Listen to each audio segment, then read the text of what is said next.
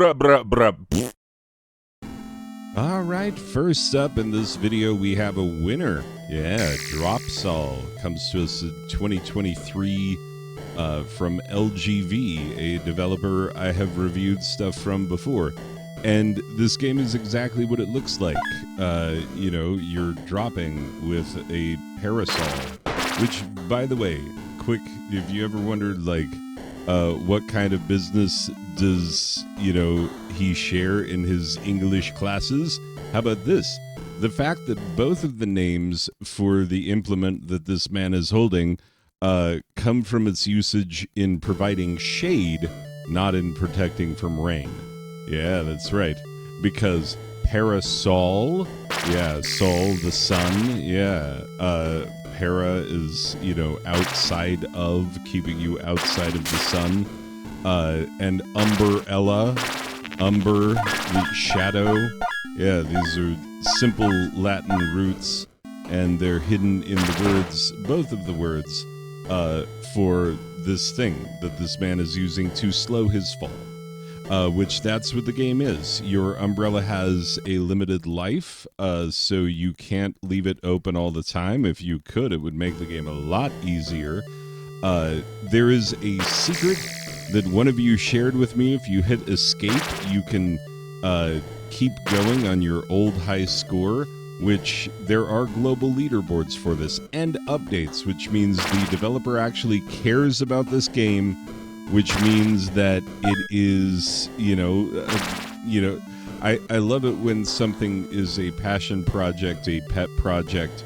Seems like LGV cares about, you know, putting out decent quality product and taking care of it. So that's good, and that's fun, and that's interesting.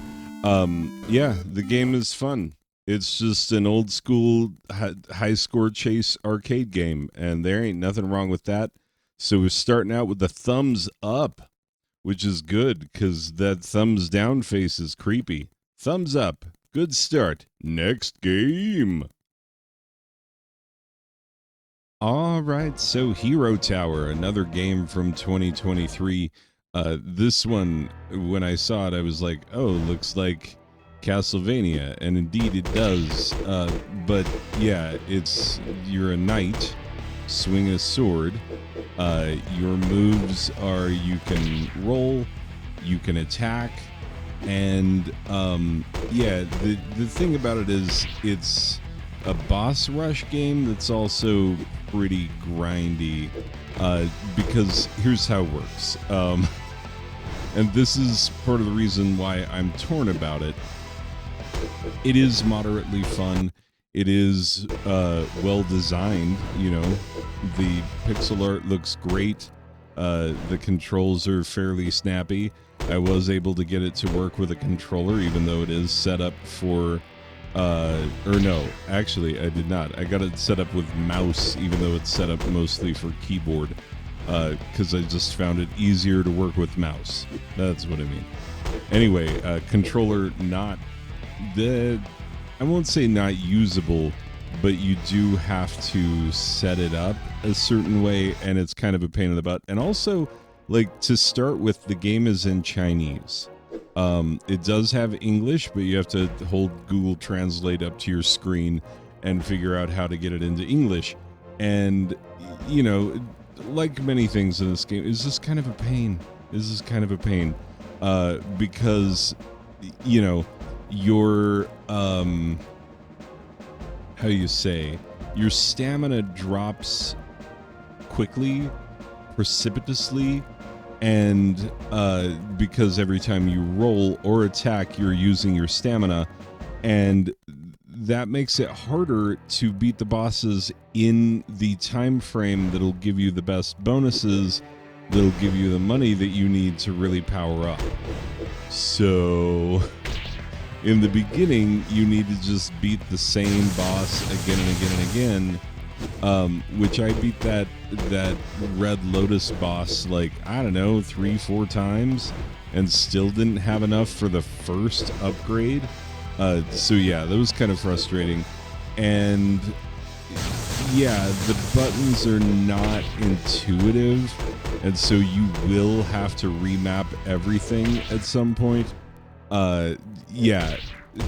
So, in spite of itself, like it doesn't feel quite recommendable, even though saying that makes me feel sad because there is some quality here. Like music's decent, character design's decent, bosses are interesting, you know, all of those things, and yet I'm giving it a thumbs down. Sorry, thumbs down on the Hero Tower. But this is like a 70% where it needed a 75% to be recommended. You know, it's close. It's close. You might could pick this one up and grind it out and get your character strong enough. You would have to defeat that first boss, I don't know, like 10, 15 times. It gets kind of boring beating the same boss again and again. And yeah, boss rush mode, so anyway. Feel how you want, but thumbs down from me. Next game. All right, so Fire Guardian. We're just gonna keep on a theme of me feeling bad because this game does a lot of things that are really interesting. First of all, you play as an armadillo. Originally, I was like, it's a furry game, but armadillos aren't furry. I thought it was like a wolf with a backpack. Nope, it's an armadillo. And your fellow armadillos got stolen from the mother tree by the evil corporatists, the Ravagers. And, you know, the game is in Portuguese, and it seems to me, I could be reading this wrong, my assumption is that it is from Brazil. And the whole thing about protecting forests and whatnot is probably reactionary to the Bolsonaro government. If you know what went down in Brazil when Bolsonaro was like, let's not protect the rainforest. Let's like slash and burn. Anyway, yeah, so the game does a lot of things interesting, weird, that you don't normally see in, you know, beat 'em up platformers, and that's kind of fun, but like also it's super jank. Like the opening sequence tells this whole story and whatnot, and like I feel like I know what this game is about. You know, not just what it's about on the surface, but what it's about ultimately underneath the thinly veiled, you know. It's like when Fern Gully came out, and it's like, I wonder if they're on the side of the EPA, for example. You know, like, yeah, they are. And also, like, it's not wrong to protect this earth that is the only one that we have. Anyway, but yeah, it's interesting, and it's clearly somebody's baby, and I feel bad for giving it a thumbs down, but I'm giving it a thumbs down because, like, it's super jank. It's janktastic. It's almost bad good, and you know what? I could see a bad good recommendation on this, but also understanding that, like, this is somebody's baby that they really care about. And that's why I feel bad about giving it a thumbs down, but that's what I gotta give it based on the not super great gameplay, the janktastic controls, the janktastic gameplay, and the general jank of the game in general.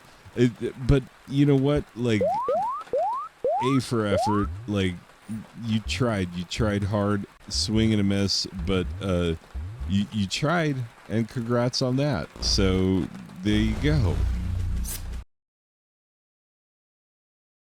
Okay, so Only Kick does not disappoint in that it is exactly what it says it is.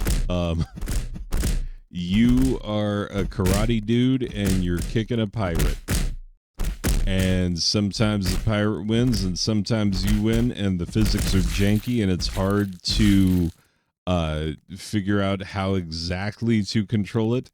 You need to get like these star kicks. They're the ones that get all shiny and whatnot, that glow. And how do you get them? I don't know. I got several. I am tied for something in the world. I don't know. And yeah, is a game that you can only kick, and you kick, you just keep kicking, and that's it. But it, it kept my attention for a solid 3 minutes. Is that not nothing? Because it's stupid and ridiculous. But also, like, it's kind of fun, though. But I can't recommend this after, like, 2 people's babies have been left on the chopping block. I can't be like, only kick. It's a solid recommend. You should definitely. It's, it's kind of good bad. I started a new game file for good bad games, and that's where this is going. I'm not going to hide it from my library, but I'm also not going to be like, Steam sale is here, buy only kick. Like, you should buy it if you think that it meets your expectation. I will tell you this about the game. Like, start up the game and you're in it. There is no load screen, there is no menu, no nothing. You are just in it immediately. And then once you are in it, then you're just in it, and it'll keep going and keep respawning and keep doing round after round until you press the escape button, which ends the game with no dialogue whatsoever. No, like, hey, are you sure you want to leave the game? It's like, no, you're sure you want to leave the game. We're just going to leave. And so you hit escape, and it's like, bink, off.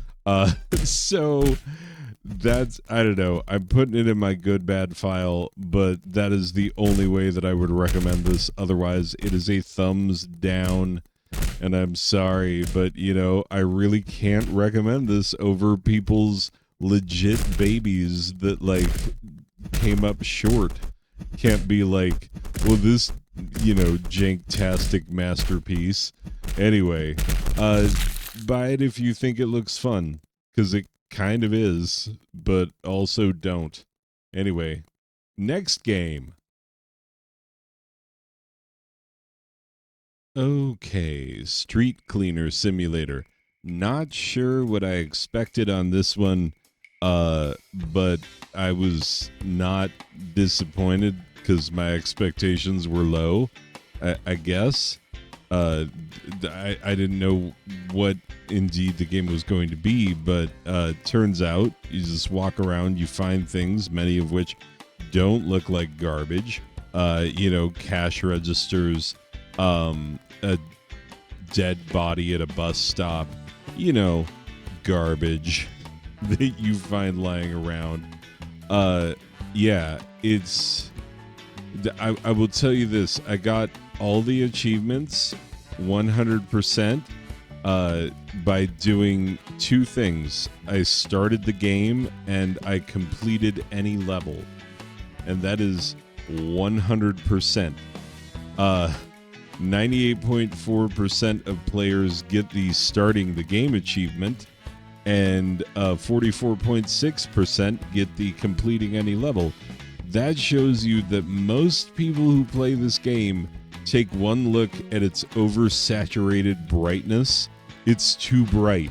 Like, it hurts the eyes. It is an eyesore, literally.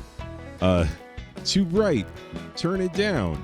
And I was looking for controls to be like, turn down the sun, make it not so bright. Why is it so freaking bright outside? What is this, where I live?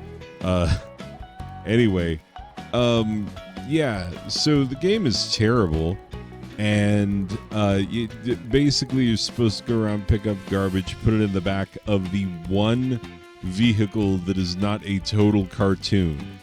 Your truck?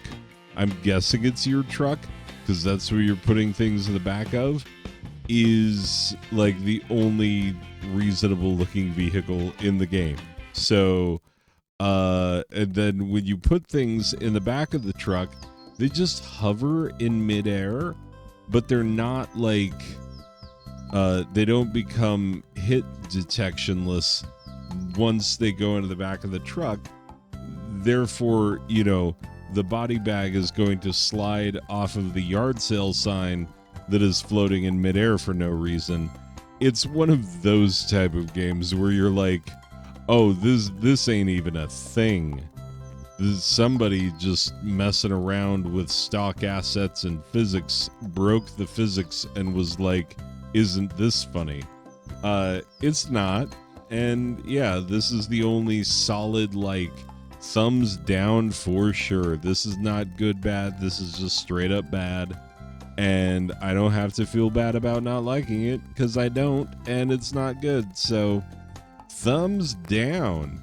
Anyway, people, that's going to do it for all of these games.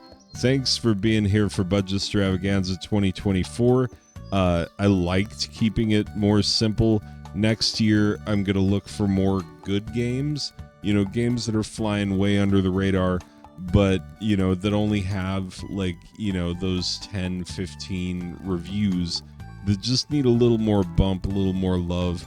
Because I'd rather do the games that need more love than the ones that are jank-tastic. I don't know, we found a couple of gems this time around, but I don't know if the juice is worth the squeeze on that. Anyway, people, that's going to do it for this one. I will see you in the next one. Okay, bye.